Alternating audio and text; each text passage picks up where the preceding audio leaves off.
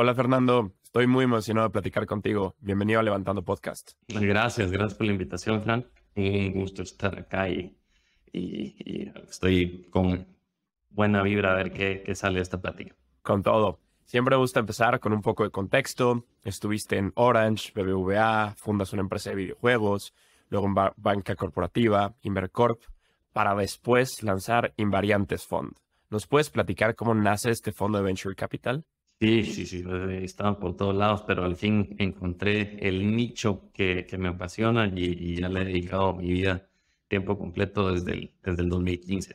Y el fondo nace por la necesidad que identificamos y el apetito de gente en nuestro entorno, acá en Guatemala, que es donde estamos basados, por tener acceso al tipo de activo. Y perdón si voy a estar aquí pasándome de inglés a español con algunas palabras, pero pues, ya sabes que en la industria algunas palabras no traducen tan bien y ya nos malacostumbramos a usar la palabra en inglés, pero bueno, el asset class, digámosle. Todos querían acceso a venture capital porque habían casos de éxito, inclusive de propios guatemaltecos.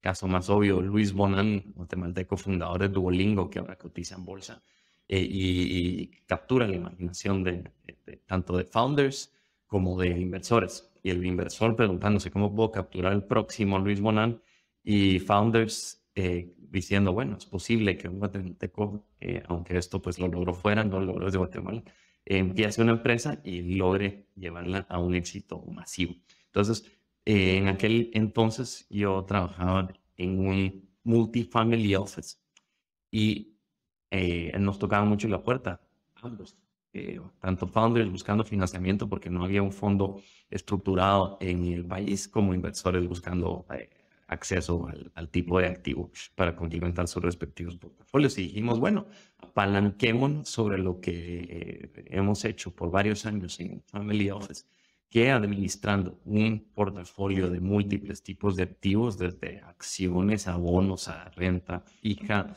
a private equity y bajo private equity venture capital, tanto fondos como empresas directas. Y dijimos, bueno, hagamos un vehículo formal.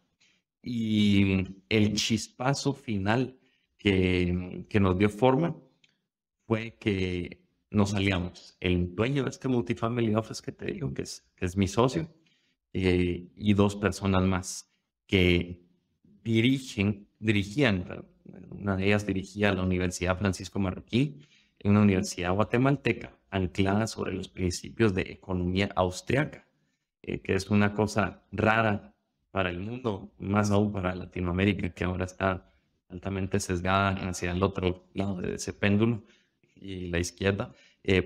Esta universidad le dio un doctorado en el 2009 a Peter Thiel, un doctorado honoris causa, que Peter Thiel, fundador de PayPal, vino a recibir en persona. Y ahí empezó ese lazo de colaboración entre la universidad y el círculo de Peter Thiel. Años después, el decano, o más bien el rector de la Escuela de Negocios, fue invitado a ser mentor en el Thiel Fellowship, una fellowship que busca darle un grant de $100,000 a 20 jóvenes, más o menos 20 años o menos, con tal de que no vayan a la universidad por 2 años. La crítica de Peter Thiel al sistema universitario estadounidense y cómo funciona más como una marca de lujo que como un instituto de educación, y salen los alumnos con una deuda masiva buscando salvar su carrera, y pues resulta entonces que este socio nos dice, vengan a Estados Unidos en junio 2015 y vean el Thiel Summit, conozcan a lo que están haciendo con este fellowship. Dijimos, bueno, vamos, aprendamos mejores prácticas, veamos qué podemos incorporar de principios, y cómo podemos crear un ecosistema así en Guatemala. Y lo que paró sucediendo es que justo en ese preciso momento, Mike Gibson y Andreas Truckman, que dirigen el fellowship, anunciaron que dejaban las riendas del fellowship y empezaban 1517 Fund para unirse, para capturar el valor de todo este grupo de jóvenes que habían convencido a no ir o sacar de las universidades. Y ya llevaban 4 años operando este fellowship, y entre el roster de este tipo de jóvenes que habían pasado por el programa. Tenías gente de la talla, por decirte un nombre, de Vitalik Buterin, fundador, creador de Ethereum, la criptomoneda, que usó este grant para básicamente empezar el proyecto y madurarlo. Entonces, empieza 5017 Fund y se nos prendió el chispazo. Dijimos, bueno, ¿por qué no invertimos en fondos también y no solo en tickets directos? Y esto nos va a dar no solo proximidad a mentes brillantes, en este caso la de Mike y Daniel, dirigiendo 5017 Fund, sino que también puede ser una plataforma para empresas que nosotros encontremos por nuestros propios canales para tener puertas amigables que tocar en Estados Unidos a la hora de buscar rondas subsiguientes y al mismo tiempo diversifica o dispersa el riesgo de nuestro portafolio en múltiples empresas. Sí, en mi primer fondo invertimos en 2 fondos cada uno de esos fondos invirtió en, digamos, en 30, 35 empresas, pero dispersamos la mitad del portafolio en esas más de 60 empresas y la otra mitad lo invertimos directo en startups, reservándonos un cuarto del fondo para follow-on capital. Entonces, esa es una respuesta larga de cómo paramos desde tener una tienda de juegos de videojuegos fracasada a trabajar en telecomunicaciones, a la banca, a un multifamily office y finalmente acá en Venture Capital. Qué interesante y justo lo que dices, ¿no? Pues tuvieron esta oportunidad de meterse en el ecosistema y se metieron de lleno. Y ahora me quiero meter sobre esto que hablabas, de que son un modelo, no es el VC tradicional, que solo invierten en startups, ¿no? Sino también tienen la parte de fondo de fondos. Entonces, ¿cómo es esta construcción de portafolio? Porque en un VC tradicional yo tengo, no sé, alrededor de 20, 25 empresas y va a seguir mi power law. Si 1 o 2 empresas la rompen, esos me regresan todo mi fondo. Pero ustedes, al invertir en fondos, no tienen, digamos, ahí el upside un poquito capeado. O sea, ¿cómo es esta construcción de portafolio a nivel upside? Con nuestro primer fondo, hay un piloto, si quisieras verlo así, para testear esta fórmula y ver si de verdad iba a traer a la mesa los beneficios y diversificación de riesgo que creíamos que iba a tener. Y efectivamente, en la práctica, probó ser así.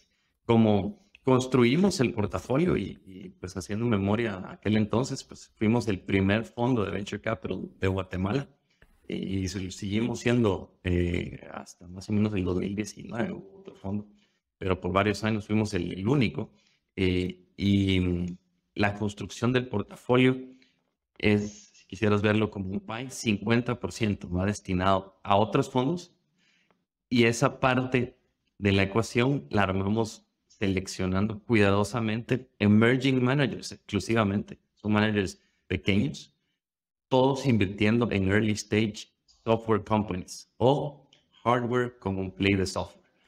Preferimos más el mundo de bits o el mundo de los átomos porque pues, empresas escalan a una mayor velocidad y son menos intensivas en sus necesidades de fondeo. Y el hecho de que sean emerging managers es importantísimo para nosotros porque es el tipo de manager con el que vamos a poder colaborar directamente y crear relaciones de 2 vías. No solo somos un ticket pasivo que invertimos en el fondo y nos sentamos a esperar los retornos, sino sí es una avenida de 2 vías donde colaboramos, mandamos deals, ayudamos a hacer due diligence de empresas que pasan por el pipeline de los fondos con los que colaboramos, buscamos otros inversores y clientes corporativos para las empresas de portafolio de esos fondos. Entonces, activamente nos sudamos la camisa y eso es lo que nos ha permitido que, pues, ya ahora, 7, 8 años después, estos fondos con mucha apertura nos comparten deal flow, porque saben que vamos a agregar valor de una u otra manera. Y los seleccionamos cuidadosamente buscando que haya un complemento y que no sean un mismo tipo de narrativa de tesis de inversión, de sector o de área geográfica para armar los cimientos de ese portafolio, que no haya una empresa, por ejemplo, que se pueda traer abajo a todos los fondos por igual. Entonces, por ejemplo, poniéndolo en la práctica, 1517 Fund invierte en Estados Unidos en jóvenes fuera del sistema universitario. Otro fondo en el que invertimos es 500 Startups Latinoamérica, invirtiendo en el producto de su programa de aceleración, haciendo uno que otro ticket directo fuera del programa, pero desde México invirtiendo para toda Latinoamérica. Otro que te puedo dar un ejemplo, Blockchain Capital, invirtiendo en el sector de blockchain y cripto, que no tanto en tokens o monedas, sino más en las empresas que dan servicios al sector y que están haciendo nuevos desarrollos. Uno más, Uncorrelated, fund que invierte en infrastructure software desde Estados Unidos.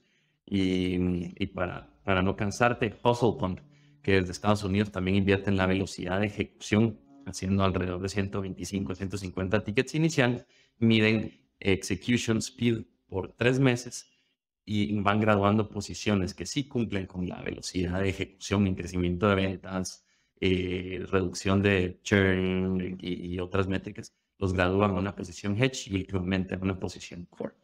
En Latinoamérica, por ejemplo, también H20, que es un fondo que desde Miami invierte en Latinoamérica, muy allegado al Rappi Mafia. Entonces, hasta tienen un Scouter Fund donde le dan fondos al círculo de gente de Rappi y allegados para que encuentren empresas que salgan y estén aplicando ese conocimiento que se creó en Rappi. Entonces, ves que son fondos en distintos lugares, distintas geografías, que nos dan una visibilidad amplia a varios sectores, varios tipos de founders, y que a su vez tenemos el lujo que nos comparte el deal flow y podemos pues, escoger las que más se apeguen a nuestro propio criterio. Te diría que eso nos pasa entonces al otro lado de las inversiones directas. Tal vez, por un ejemplo, el primer fondo de 23 empresas directas que invertimos, 9 fueron coinversiones con los fondos, el resto las encontramos nosotros por nuestros propios canales. Más o menos ese ratio se mantiene. Y de la parte que invertimos en inversiones directas, vamos a hacer de 30 a 35 tickets iniciales con un cuarto del portafolio.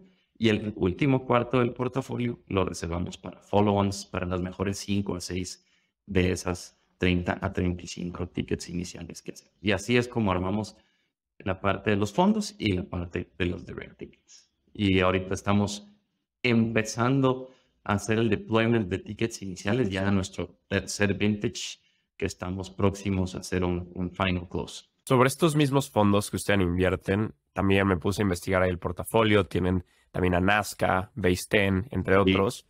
¿Qué prácticas has tomado de estos fondos que eres el PI para aplicar a invariantes? Muchas, desde lo más aburrido y que nadie ve, que son temas administrativos.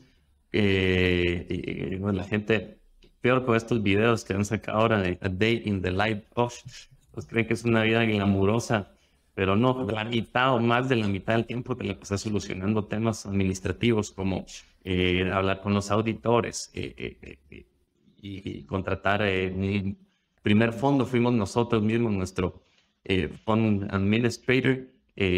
Para el segundo fondo te podría decir que esos son de los aprendizajes.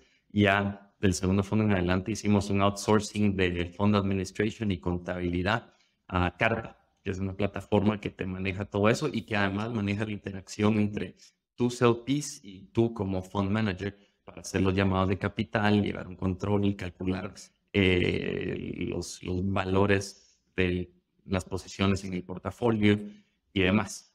Ese es un aprendizaje. Segundo, cómo manejar y masticar la data que vas generando teniendo acceso a tantos deals y tantos fondos para darte una opinión más informada de evaluaciones promedio por sector, por geografía y demás. Son cosas que hemos ido incorporando a nuestro proceso a medida que lo institucionalizamos. El mismo proceso de criterios a tomar en cuenta para decidir en qué founder invertís o no, pues es parte arte y parte ciencia, como usando las palabras de Peter Thiel, y cuando hace un pass dice algo tan sencillo como no, it doesn't fit my pattern recognition, y pues vas formándote patrones de reconocimiento de cualidades que tienen que tener ciertos inversores para que tengas una mejor probabilidad de que este outcome y esta inversión sean positivos. Y vamos tomando ideas que más nos gustan o que tal vez que ya hacíamos nosotros, pero al ver que otro fondo utiliza ese proceso, afianza ese particular criterio en nuestro proceso de inversión. Por ejemplo, nuestros buenos amigos de 1517 recién publicó un libro, Mike Gibson, que se llama Paper, Belt and Fire. Se lo recomiendo. Aquí está atrás, no se ve en el rango de la cámara, pero buen librazo. Habla del viaje de ellos como managers, que es un filósofo y una educadora vueltos venture capitalists, y es el mejor performing fund que tenemos en el portafolio. O sea, que hay varios caminos para lograr ser un buen venture capitalist. No necesariamente tenés que ser un founder con experiencia previa, pero ellos tienen una manera casi que hasta poética de cómo evalúan en qué empresas invertir. Y a dónde voy con esto es que es una de las cosas que hemos ido incorporando en nuestro propio proceso. Por decirte, algunos de los criterios que ellos usan es que el founder tenga hyperfluency, o sea, que tenga la capacidad de explicarle conceptos complejos de su innovación tecnológica a un niño de 5 años. O que tenga pues una capacidad de ir aprendiendo y desarrollando nuevas cualidades que necesita un negocio a la hora de ir creciendo. Como por ejemplo, no solo puede ser un buen founder tecnológico, también tiene que tener la capacidad de aprender cómo dirigir una empresa que va creciendo en tamaño y volverse el CEO de un grupo de tal vez cientos o hasta miles de empleados.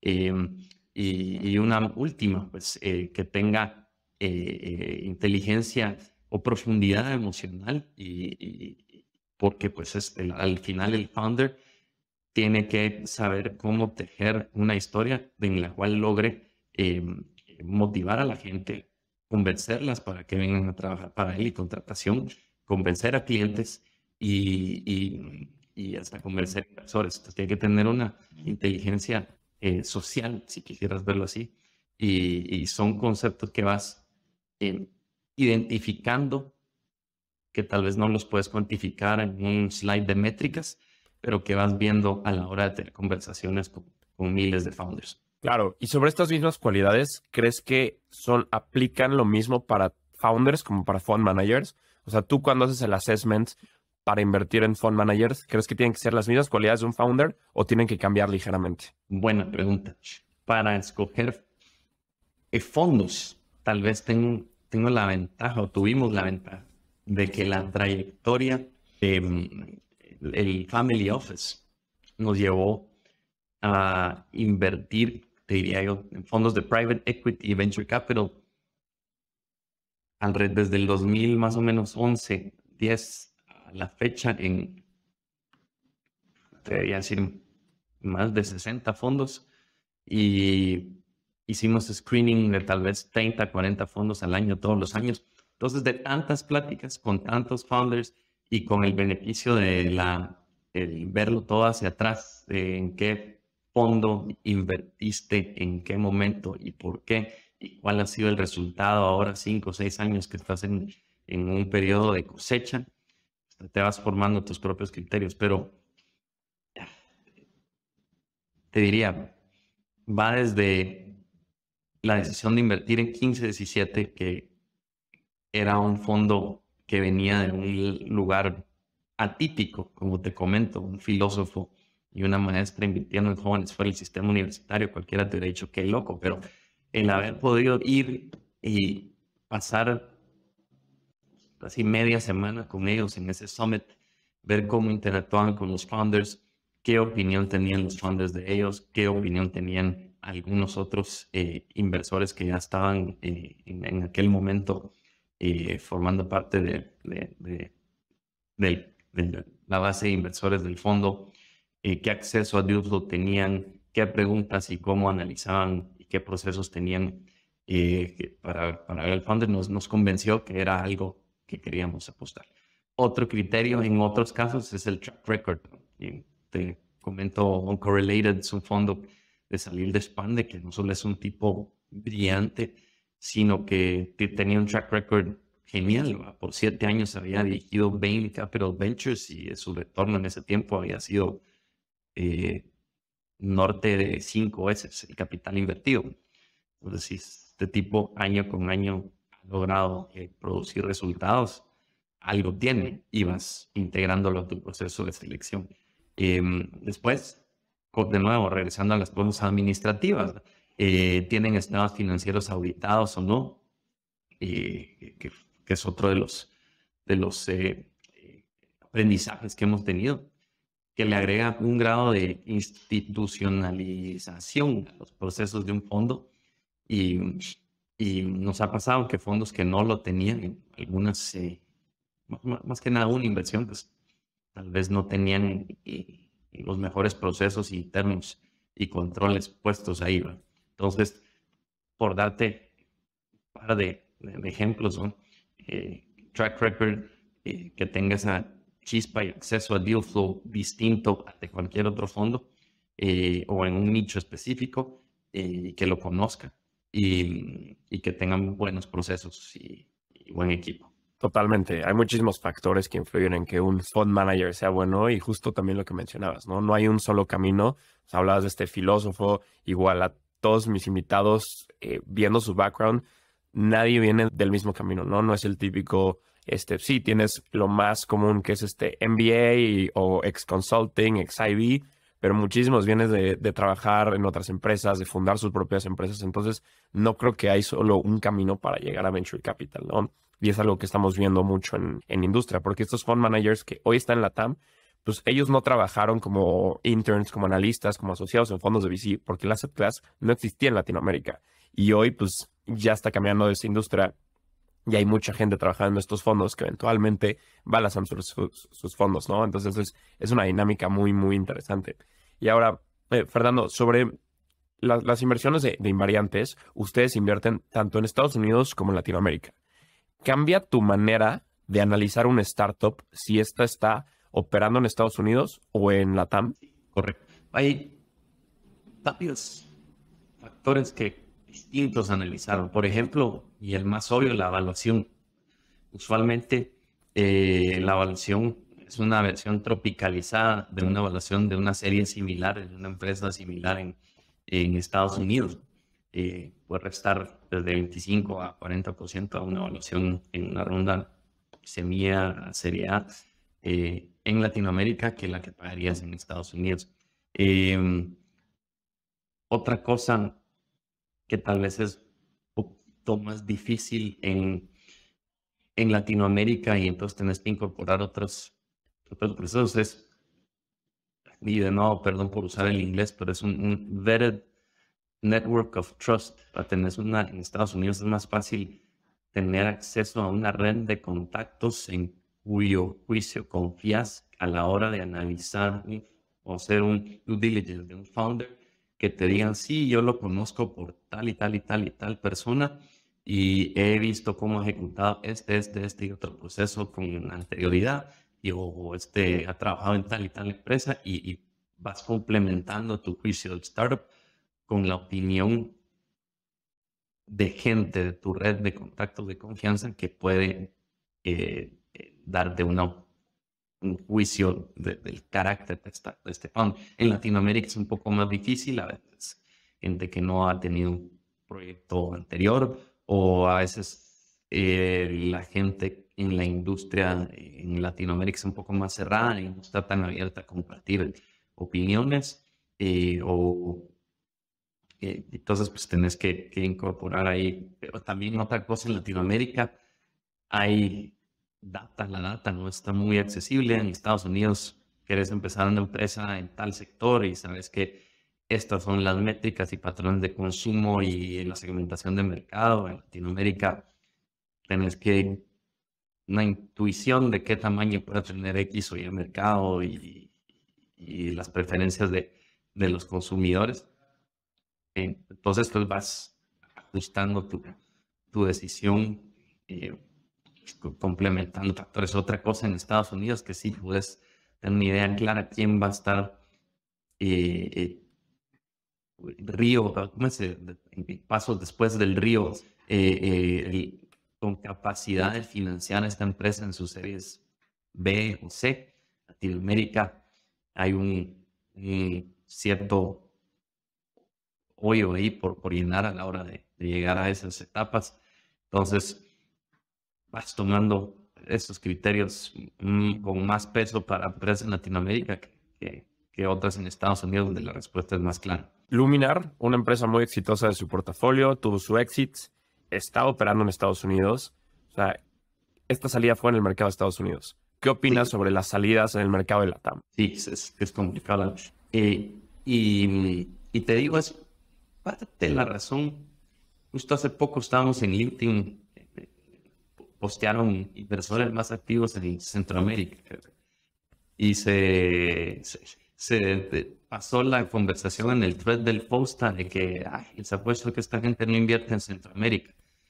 Y nos poníamos a pensar nosotros, pues sí, pero ¿qué valor le agrega este comentario? ¿Quién? Sí, por ejemplo, si invertimos nosotros en Estados Unidos y de Estados Unidos vino un exit, en este caso el más relevante a la fecha, en el caso de Luminar, que nos devolvió 1.35 veces el fondo uno entero con una empresa, habiendo vendido ni siquiera la posición entera. Vendimos 75% de la posición en el mercado y todavía tenemos un cuarto esperando que la empresa siga madurando.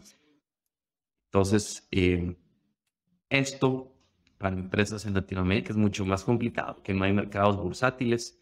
En Guatemala creo que cotizan como 12 o 15 empresas en la bolsa y la mayoría son empresas con, ninguna es de tecnología. Pues, en México hay un poco más de capacidad. Entonces yo creo que al final salidas a bolsa para empresas latinoamericanas, al menos de que vayan a cotizar en Estados Unidos, es difícil. La venida hacia un éxito más común para un founder latinoamericano va a ser una adquisición. Y entonces, pues, también parte del proceso cuando tenemos estas pláticas con founders y decidir invertir o no, es que tenga claro que su plan de juego tiene que estar orientado hacia una eventual adquisición y quién puede ser ese comprador, tanto dentro de Latinoamérica o fuera, empresas de fuera que estén buscando atacar el mercado local. De nuevo, hablando de ejemplos, alguien que lo hizo bien, desgraciadamente no está en nuestro portafolio de ningún fondo, pero mi socio sí invirtió en la empresa, es Hugo, una empresa que desde El Salvador hizo su plataforma de delivery, un super app de delivery, y efectivamente los adquirió Delivery Hero, y es, creo yo, el primer éxito relevante de una empresa hecha, crecida y operando en Centroamérica, que acaba de concluir su exitoso éxito. Entonces, claramente ellos desde el inicio tenían la idea de que algún jugador de delivery de fuera Uber Eats o Delivery Hero o Globo, los adquiriera. Y efectivamente ahí está, al final del caso. ¿Qué piensas de la afirmación Centroamérica no es lo suficientemente grande para generar unicornios? ¿Estás de acuerdo? Y no, no sé, sin duda es mucho más complicado que un unicornio desde Centroamérica. Y si te digo que es complicado porque, por ejemplo, si vas a hacerla desde acá y operarla desde acá, ¿qué pasa cuando logras cierto éxito y exponencialmente crecen tus ventas y necesitas contratar 20 full stack developers para unirlos al roster de tu equipo? No hay una base de talento tecnológico a la que puedas accesar fácilmente como en otras geografías.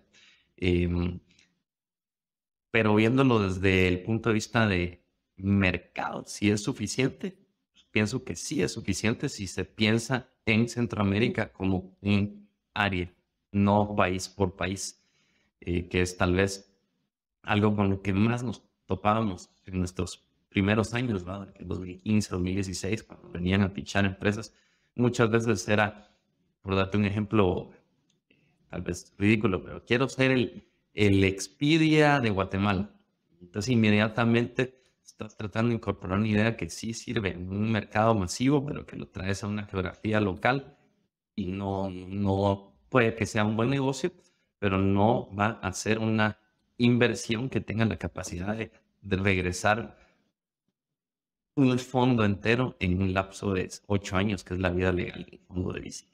Entonces, si se viera el área como un todo, creo que sí es suficientemente grande como para generar un unicornio en alguna industria en particular. Y creo que también ahora que el sector ha madurado mucho en Latinoamérica, empezando por el 2021, que fue año récord de inversión en venture capital en Latinoamérica, más que los 10 años anteriores combinados, y cómo van habiendo eventos, inclusive en Guatemala, como el Volcano Summit, que sucede cada septiembre, que atrae talento pesado de Estados Unidos a toda Centroamérica, fund managers de fondos como Latitud, K50, etcétera.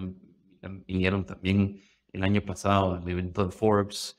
Entonces ves que cada vez hay más interés en la región, hay potencial. La calidad de pitches y ideas que vamos escuchando en la región son cada vez mucho más pulidas y creo que vamos en el camino adecuado, aunque es bien temprano, a que sí exista un unicornio en la región. O sea, es posible, pero difícil. ¿Qué tan complicado ves estas startups abrir en nuevos países, no? Es también como en LATAM, que se ve como una región, como un todo. Pero eventualmente entre países hay diferencias culturales y el tema más importante, el tema regulatorio, ¿no? Que cambia la regulación de país en país y pues, en Centroamérica es lo mismo, ¿no? Entonces, ¿qué tan complicado es para las startups abrir, no sé, en Guatemala y después abrir en Costa Rica y en El Salvador? Como, ¿qué tan complicado es esto? Sí, hay ciertas, y depende del sector, ¿va? Por ejemplo, fintech, cada país tiene su propia regulación financiera y vas a tener que estar saltando por los obstáculos que los gobiernos burocráticos de nuestra región le ponen a la apertura de cualquier empresa. Hay otros sectores donde es más fácil. Creo que, por ejemplo, regresando al caso de Hugo, somos en el sector de entrega de paquetería no es tan altamente regulado y no había tanta fricción a la hora de cruzar fronteras, ¿no? Desgraciadamente en nuestra región no solo le tienes que agregar eso, sino tienes que agregar un componente de riesgo país. Cualquier momento te pasa lo de Honduras o Nicaragua, que te entra un presidente loco, te desmorona la economía y te quedas potencialmente en riesgo, aunque la empresa esté operando exitosamente. Entonces, esas son las sutilezas y detalles que desgraciadamente afectan en la región, pero pensándolo tal vez en Guatemala y en Costa Rica, debería decir que la facilidad para abrir una empresa no es tan compleja, pero hay ciertas limitantes también. Por ejemplo, contratación de personal temporal. La ley es bastante opuesta a lograr eso. Contratar y despedir personal fácilmente y sin costo, que es lo que necesita un startup, complicadísimo. Entonces, las leyes en la región no están hechas para fomentar la idea de un startup, desgraciadamente. Y sí, cada región tiene su propia complejidad, más en algunos sectores, menos en otros. Ese hasta podría ser un criterio a la hora de que el founder tenga una idea, buscar un sector donde la fricción sea menor, si quiere atacar el área, la región como un todo. Totalmente. El tema regulatorio siempre es un tema aquí en Latinoamérica y lo que decías, ¿no? Riesgo país. Pues sí, en Colombia, nuevo presidente, ahorita la mayoría de Latinoamérica tenemos gobiernos de izquierda, entonces de un día para otro dicen, no, pues esto ya no va a existir, ¿no? Y el caso de México, que pues ahí lo tengo presente, es el INADEM, ¿no? Que ayudó a fomentar muchísimos fondos y luego el nuevo presidente dijo, no, ya, se cancela este INADEM y ya no vamos a seguir fomentando. Entonces, como siempre hay que tomarlo en cuenta para todas las inversiones. Fernando, llegamos a la parte final de la entrevista. Te voy a hacer unas últimas preguntas donde te pido que la respuesta sea lo más breve posible. ¿Preparado? Ok. ¿Cuáles son las tendencias que más te emocionan como inversionista? Para Latinoamérica me gusta mucho lo que estoy viendo en PropTech y en Mental Health. Y para el mundo quisiera ver más desarrollos, curiosamente, aunque es opuesto a nuestra tesis de software, pero más desarrollo mecánico. ¿Qué harías para fomentar las inversiones en los fondos de Venture Capital en LATAM? Haría una ley uniforme que permita crear un vehículo de inversión como lo es un Exempted Limited Partnership en la región. Desgraciadamente te tienes que ir a otras jurisdicciones para el simple hecho de crear un fondo que fácilmente, si la ley lo permitiera, poder crear el fondo acá en nuestras propias geografías. ¿Generalista o especialista?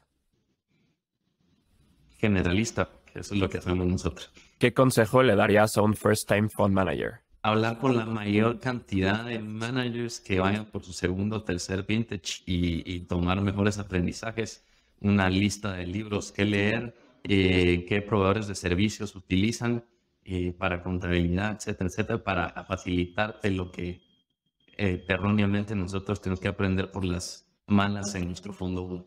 Y por último, ¿cómo ves a Invariantes dentro de 5 años? Nos veo con el mismo equipo sólido, núcleo que tenemos actualmente, probablemente levantando nuestro quinto vintage y llegando a una escala grande, pero no tan grande que ya no seamos un fund manager emergente enfocado en crear resultados, opuesto a cobrar un management fee de 2% al año por el tamaño del fondo y invirtiendo, como siempre, en fondos y founders en la región desde Estados Unidos hasta Centroamérica. Fernando, disfruté muchísimo platicar contigo. Muchísimas gracias por el tiempo y muchas felicidades por todo lo que están construyendo desde Invariantes, por el ecosistema y muchas gracias por el tiempo. Gracias, Fernando, que arrastran y pues espero ahí haberle dado valor, aunque sea un par de personas.